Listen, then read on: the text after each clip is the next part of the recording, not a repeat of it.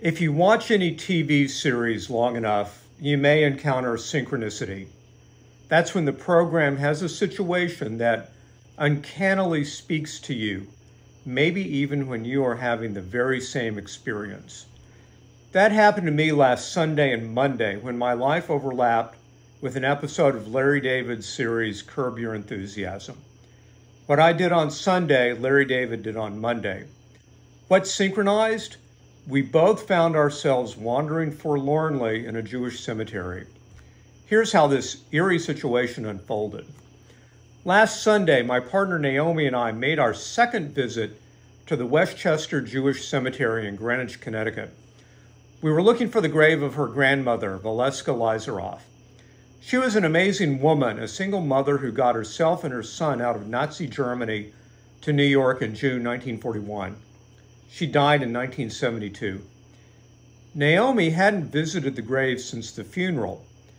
Last August, we visited and relied on a letter from the synagogue that had sold Naomi's father the plot. The 1966 letter indicated grave number 15, row 13, section B. How hard could that be to find? Well, real hard. Despite the coordinates, we searched the cemetery for an hour and found nothing. The directions did not match any signage.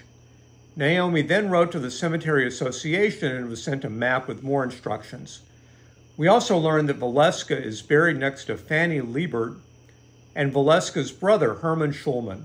For extra detail, the first grave on their row is for Charles Auster.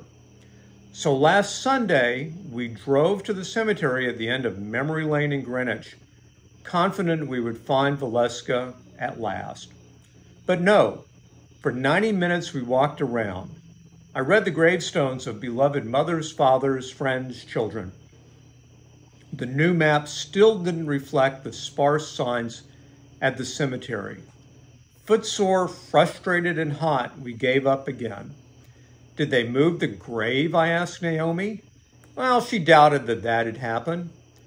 The next day, I watched the episode titled The Special Section of Season 3 of Curb Your Enthusiasm. It begins when Larry David's mother dies in Los Angeles while he is in New York working on a Martin Scorsese movie. His father doesn't tell him because his mother wanted Larry to enjoy his time away. Baffled that his father hadn't returned his phone calls, Larry drops in on him to see what's up. Well, his father hems and haws and finally reveals that, Adele David had died and they had already had a well-attended funeral, rabbi and all. And that brought me to the Jews wandering in the cemetery. Larry learns from the cemetery manager that his mother was buried not in the plot the family purchased, but in a special section reserved for, quote, villains, suicides, and Gentiles who are from mixed marriages. The reason?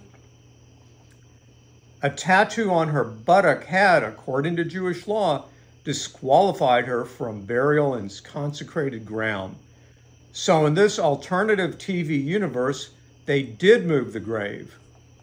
Outraged, Larry takes matters literally into his own hands. He enlists friends and bribes a cemetery worker to relocate his mother's casket at night. But the crew can't locate the headstone. I'm completely lost, Larry mutters. All these stones look alike, said his father. They eventually find the headstone and gravedigger, hoist shovels, and start digging. Larry's quest for post-mortem justice for his mother touched me. I could relate to that.